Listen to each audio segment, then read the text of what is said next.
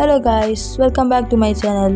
അപ്പോൾ ഇന്ന് ഞാനിവിടെ ഉണ്ടാക്കാൻ വേണ്ടി പോകുന്നത് കിഴങ്ങിൻ്റെ ഉപ്പേരിയാണ്. അപ്പോൾ കിഴങ്ങ് ഉപ്പേരിക്ക് വേണ്ടിയിട്ട് നമ്മൾ 4 കിഴങ്ങ് എടുത്തിട്ടുണ്ട്. ഇനി ഉരുളക്കിഴങ്ങിൻ്റെ തൊലി ഒഴിവാക്കാം. പിന്നെ കിഴങ്ങൊന്ന് ചെറിയ കഷ്ണാക്കി എടുക്കണം.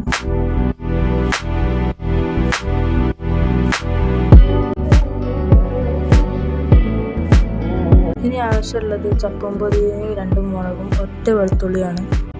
പിന്നെ ലേശ തേങ്ങയും വേണം. പിന്നെ നമുക്ക് സ്റ്റൗ കത്തിക്കുക.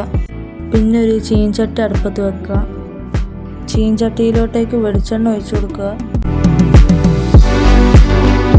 എന്നിട്ട് 1/4 സ്പൂൺ കടുക് ഇട്ട് കൊടുക്കുക. എന്നിട്ട് നമ്മൾ മുറിച്ച് മാറ്റി വെച്ചിട്ടുള്ള നമ്മുടെ ഉരുളക്കിഴങ്ങ് അതിലേക്ക് ചേർത്ത് വെക്കുക. എന്നിട്ട് നന്നായി മിക്സ് ചെയ്ത് കൊടുക്കുക. എന്നിട്ട് ആവശ്യത്തിന് ഉപ്പ് ചേർത്ത് കൊടുക്കുക. കുറച്ച് വെള്ളവും ഒഴിച്ചു കൊടുക്കുക. എന്നിട്ട് അതൊരു പാത്രം കൊണ്ട് മൂടി വെക്കുക. എന്നിട്ട് ഒരു 5 മിനിറ്റിന് ശേഷം അത് തുറക്കണം. പിന്നീട് നല്ലോണം മിക്സ് ചെയ്ത് കൊടുക്കുക. പിന്നീട് നേരത്തെ അരിഞ്ഞു വെച്ചിരുന്ന മുളകും ചപ്പ് പുതിനയും വെളുത്തുള്ളിയും അതിലേക്ക് ചേർത്ത് കൊടുക്കുക.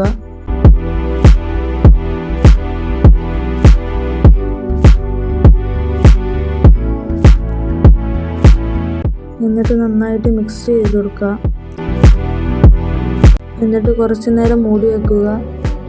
പിന്നീട് അത് തുറന്ന് ഒന്നുകൂടി നന്നായി മിക്സ് ചെയ്ത് കൊടുക്കുക.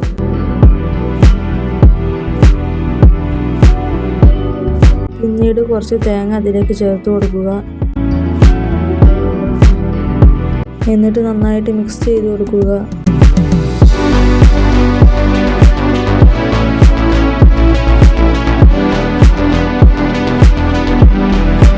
പിന്നെ കറിവേപ്പിൻ്റെ ഇലയുടെ ഒരു ഇതൾ ചേർത്ത് കൊടുക്കുക.